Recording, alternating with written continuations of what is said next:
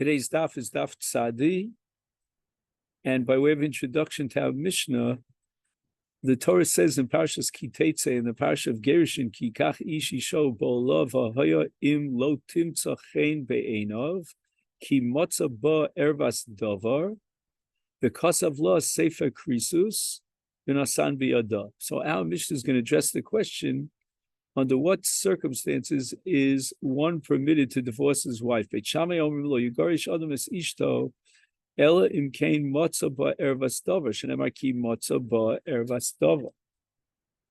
And Beit Shammai interpret the word ki as meaning, and for this reason of motza ba ervas davar, therefore because of law sefer krisus. But if he didn't find her guilty of some act of immorality, then he's not permitted to divorce his wife. Even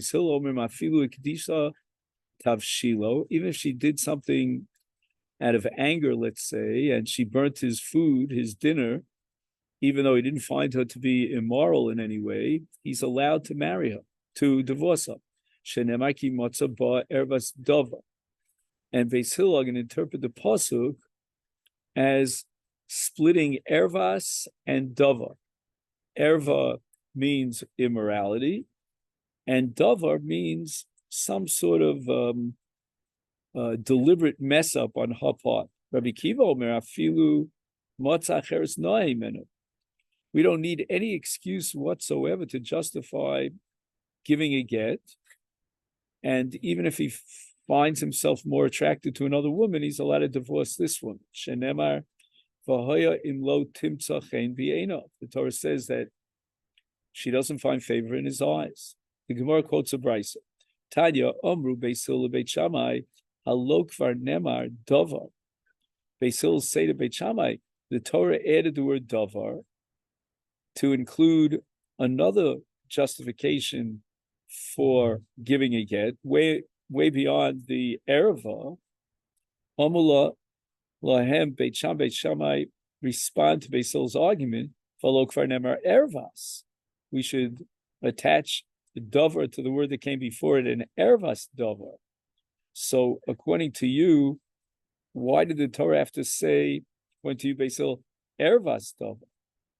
Amulahe Beis Hillel, im nerba ervas v'lo nemar davar. If it only would have said ervas, then eisiel mishum erev teitzei, but mishum davar lo teitzei. I would have understood, like you, Beit Shammai, mistakenly, that he's only permitted to divorce his wife because of erva, but not because of hikdicha tavshilo, she burnt his food. Lekach nemar davar, and therefore I need the word davar to be marbe, what we call a davar sirachon, like hikdisha tavshilo. But now the question of Beis Shammai has to be addressed. Well, why did the Torah, according to you, Beis Hillel, just simply say davar? And Beis Hillel respond, "V'chi ilu nemar davar v'lo nemar ervas, v'yisi omer mishum davar tinase liachet." The Torah says, "V'hoisa v'holcha v'hoisa lishacher," that after the get, she's allowed to marry someone else. Maybe that only applies in the case of davar. What about a case of erva? Umishum erva lo tinase liacher. If, let's say, she was guilty of some immoral behavior, maybe she cannot marry someone else. The ervas, the Torah tells you ervas to include even the case of erva under the holcha v'hoisa lishacher. Beis Hillel, Beit Shammai, hai davar mai avdi be. What does Beit Shammai do with the word davar? After all, once it says ervas, that should have been sufficient because those are the only justification for divorcing his wife. And the Gemara answers, Nemar kan dover v'nemar lahalan dover. In the parsha of Edus, in Dvarim Perek Yutes, it says, Al pishnei edim or al pishlosha edim yokum dover. And this is going to teach us that the minimum amount of witnesses required is going to be 2 witnesses. Malahalan b'shnei edim. Afkan, just like in general, 1 witness is not sufficient, so to Afkan here too in Gerushin, when we're going to force him to divorce his wife because he discovered a davar arva, that's only b'shnei edim if there are two witnesses that testify to the immoral act. Ubeis Hillel miksiv ervas davar.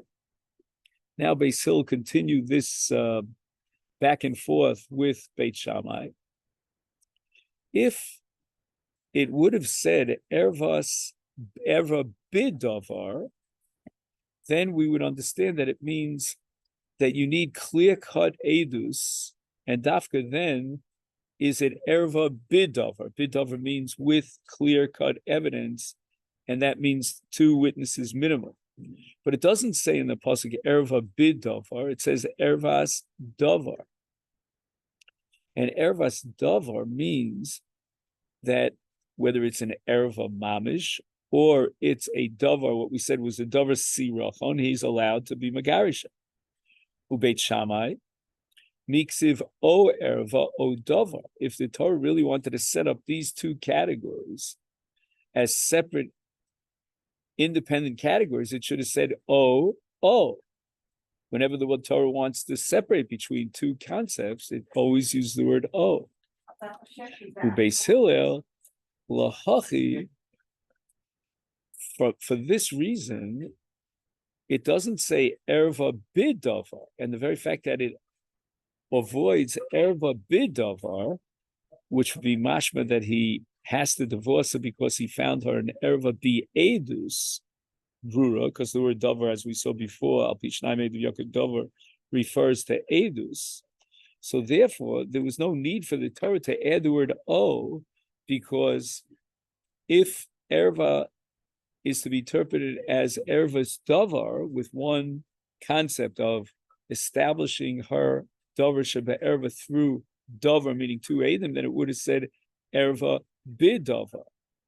Is therefore ksiv ervas davar, by omitting the word, the letter base from the word davar, mashma hachi. It means it's teaching me two things. Number one, you need edus brura of davar, based on the Gzeir Shava to Al Pishnai Meidim Yokum Topher, and then he's chayav to be Megarisha. And number two, it's teaching me in addition that he can be Megarisha whether or not he found a davar sheba erva or a davar sheba siracha. Rabbi Kiva Omer Afilu Matzacheres B'Maika Miflagi. And the Gemara says that the machlokas and our Mishnah depends upon the Reish Lakish. And we now quote Reish Lakish, the Omer Reish Lakish. The word ki in the Torah could be interpreted in four different ways. Number one, Mishamish Arba Lashonis. Number one, E. And sometimes it means Dilma. So E means what we call Im. And Dilma means Shema. Ella means this is what it means. Daha, which means Shaharei. Beit Shammai Savri, when it says V'haya im lo timtza chen the end of ki matzah ba'ervas davar, the word ki should be interpreted as daha. Daha means sheharei matzah ba'ervas davar. So it's only because he found an ervas davar, that's why he's permitted to be megarisha. And that's the significance of the word ki. And there's no other reason that justifies his divorce for her.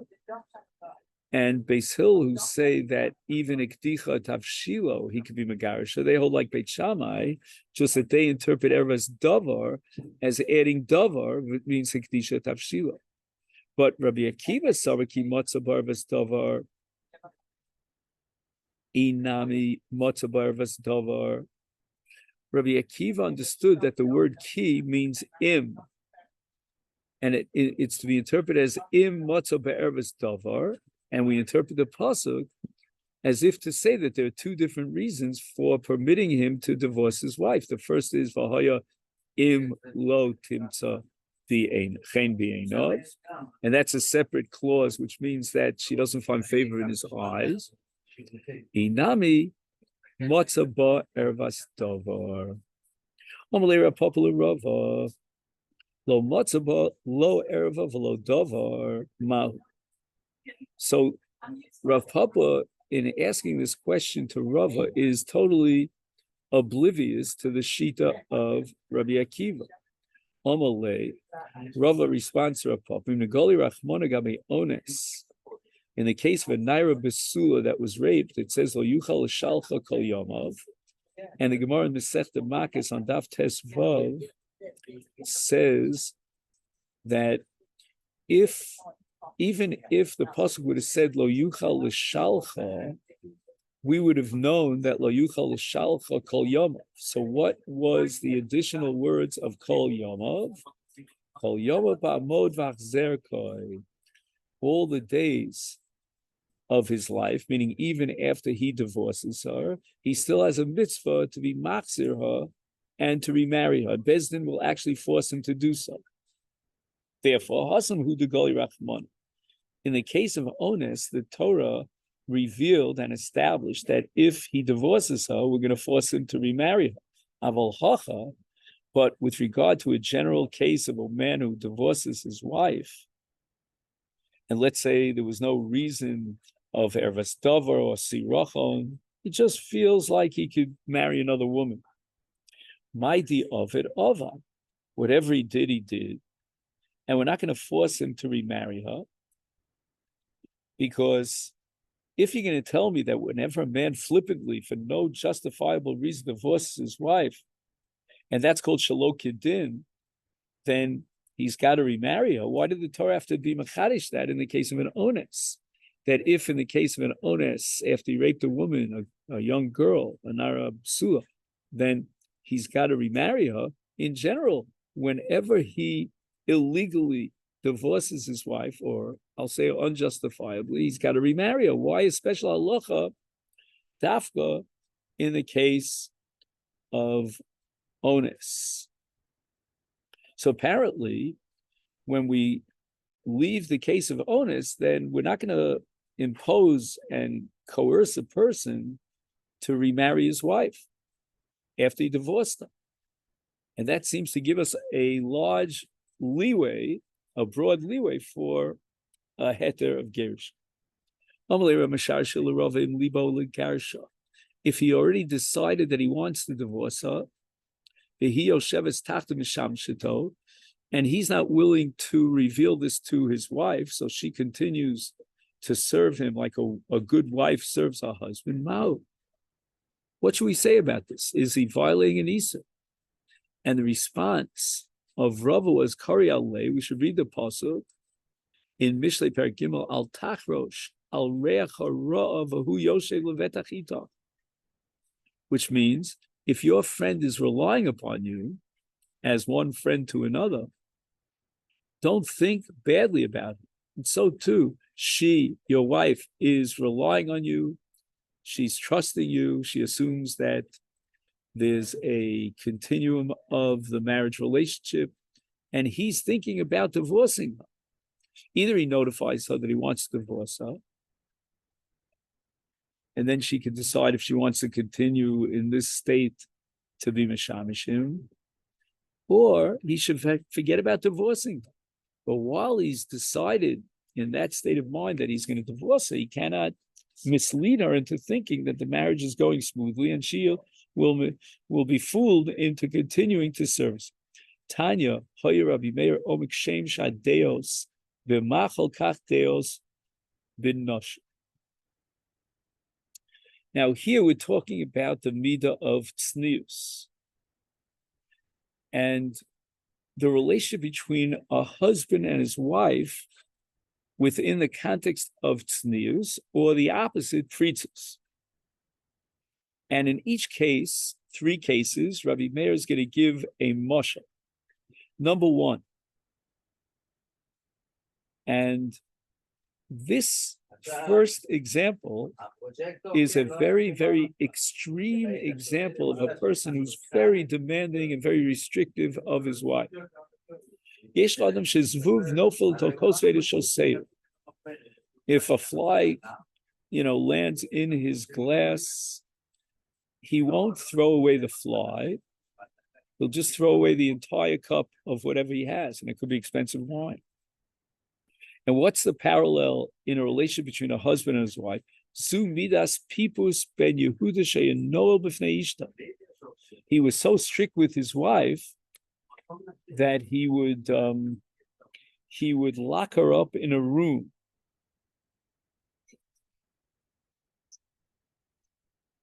Yeah. If you can write me a note. Okay. V'yotze. So this is not a proper way of behavior, because basically he's going to create a friction, a tension between them. And at the end of the day, she'll find a way of having an adulterous relationship. Now we get to the middle category, which is acceptable. He throws out the fly and drinks the contents of the cup. And what's its parallel in a relationship between a husband and wife? V'zui midas kol adam. He's makbid that his wife should not do something that's pritzus, and she shouldn't be hanging around with other men in a very jovial kind of way. But midaberes imacheha ukroveho menicha. But he's not makbid. He's not demanding of her that she shouldn't speak to her brothers or her relatives. And now we have the most loose kind of relationship, which is not a good thing. He's cooking something and a fly falls in. He doesn't get rid of the fly. He lets the fly stay in the food, and he's willing to eat the food with the fly inside. And this is all a mashal in a relationship of Zui Midas Adam Ra, a very evil kind of relationship. Sheroas Ishto Yotza, Rosha Parua. He watches his wife go out with her hair uncovered, Vitova Bashuk, and she calls attention to herself by setting up like a weaving corner in the middle of the road, in the middle of the public area, which is called the marketplace or the shuk. And here we turn to Daf Tzadiyom and Beis. Ufruma mishnei tztader, and on the sides of her clothing, she's exposed, like her underarms are exposed. Not only that, v'rochetzes im bnei adam. This is even more radical. She even bathes with other men,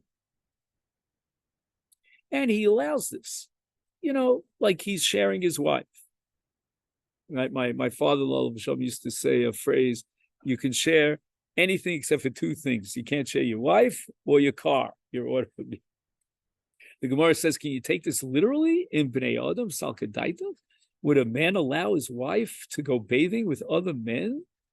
I mean, even if he has this midah of an Adam Ra, and he's kind of like a prutza, but in such a case that she goes bathing with other men, then mitzvah legarisha, he certainly should be megarisha. In other words, she's not careful when she goes into the water in her bathing suit and other men are around, but she's not, bathing with them together. The Brisa continues, Zu mitzvah and Torah legarisha. In the case of the third level that we described, where she does all those things, and that's pritzus, then the Torah commands him to divorce her. Shenemar ki motzaba ervas dover v'shilcha mi beisa. And even though she doesn't have a din of a sota, she's not a surah olam midin zona, but nevertheless, there's a mitzvah to be megarisha because she's no heges but minag pritzus. Now the Brisa analyzes the rest of the pasuk. It says, "V'holcha v'hoisel lisha acher." After the gerushin from her first husband, she can marry a second husband. Hakosav kro acher. Why did the Torah use the word acher? It could have said "V'holcha v'hoisel lisha sheni." And the Gemara is going to darshan the word acher.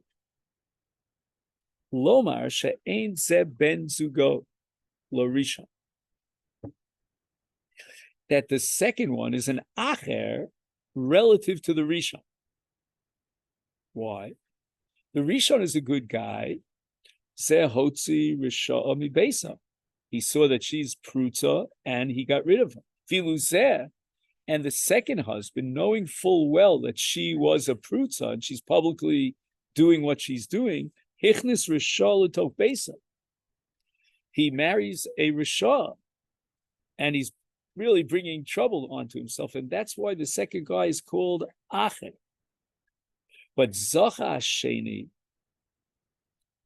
if the second Baal marries this Isha Prutza, then Shilcha, he too should divorce her. I guess it means if she continues those lewd kind of activities, promiscuous behavior. Shenemar, Usnea Isha Achra. The Torah says that if the second husband hates her, then V'kosav Sefer Krisus V'nos V'yodo, he should divorce her. V'imlav. And if he continues being married to this Prutza, then Kovarto. At the end of the day, he will die during the lifetime of his wife, and she'll bury him. Shenemar, O kiyomus ha'isha achim, kedaihu b'misa. Shezeh hotzi risha mi. So the first husband got rid of her because she was a risha. V'zeh, and this second husband, ichnis risha l'tov beso, knowing full well that she was divorced by her first husband because of Dvar Erva, and yet he went and married her, then the Torah says, Oki Yomos Isha Achron. Now in Malachi, in the pasuk that begins Be'eshes Nurecha Al Yivgod, it says Kisone Shalach. And what is the meaning of Kisone Shalach? Rabbi Yehuda is of the opinion, Omer Im Snesa, if you despise this woman, Shalach, you should divorce her, even though you didn't find Davar Shebe'erva, or even Davar Shebesirachon. Rabbi Yochanan Omer Sonui HaMeshalech, that we should interpret the word Sonui as referring back to the Meshalech, that the Megarish himself is Sonui in the eyes of Hashem. Why? Because he divorced his wife without finding a Davar Shebe'erva, V'lo Pligi. There's no machloka, says the Gemara, between Rabbi Yehuda and Rabbi Yochanan as to whether or not it's justifiable to divorce a woman in a case where he didn't find the Davar Shebe'erva. But rather Rabbi Yochanan, who says Sanui HaMeshaleach, that's Bezug Rishon, his first wife. That's called Eshes Neurim in the Pasuk Malachi. That's the subject of the Pasuk. And it's not roy legarish. Your first wife, you should not divorce, unless, again, you find the Davar Shebe'erva. But Rabbi Yehuda, who says that im snesa, if you despise her, get rid of her, that's bezug sheni. So in the first zivug, he should find a good marriage counselor and find a way of patching up the marriage and improving it, rather than just divorcing it. But in the second marriage, he's allowed to divorce her if he despises her, even if he didn't find the Davar Shebe'erva. The Omer Rabbi Lazar called him Megarish Ishta Rishona Filu Mizbeach Morid Alav Dmos. If a man divorces his first wife and he didn't find a Davar Shebe'erva or a Sirachon, then even the altar itself cries. Shenemar, as the pasuk says over there, Malachi, Vizos shenis ta'asu, kasus dimo es mizbeach Hashem b'chi v'anoka. And this is a reference to the first zivug, Ishtar Rishon. And the pasuk continues, Ve'ein od pnos el ha-mincha v'lokachas ritzon v'yedchem, v'amartem al ma, al ki Hashem heyed beincho v'ein eshes nurecha asher atov agadet bo v'hi chavertcha v'eshes brisecha. So Rabbi Lazar darshans that the Mizbeach is completely covered with the tears, its own tears. You know, we relate to the Mizbeach as if it were an animate entity. And why is the Mizbeach crying so profusely? Because of the Baal, who was, so to speak, disloyal to his wife, Eshes Ne'urav, which means his first wife, and he divorced her without finding a Davar Shebe'erva or a Sirachon, but rather mitoch Sina Bilvad. Hadron Alecha Megarish, who Slikale Masechta Gittin. And now, Mirz Hashem, we will begin Masechet Kedushin.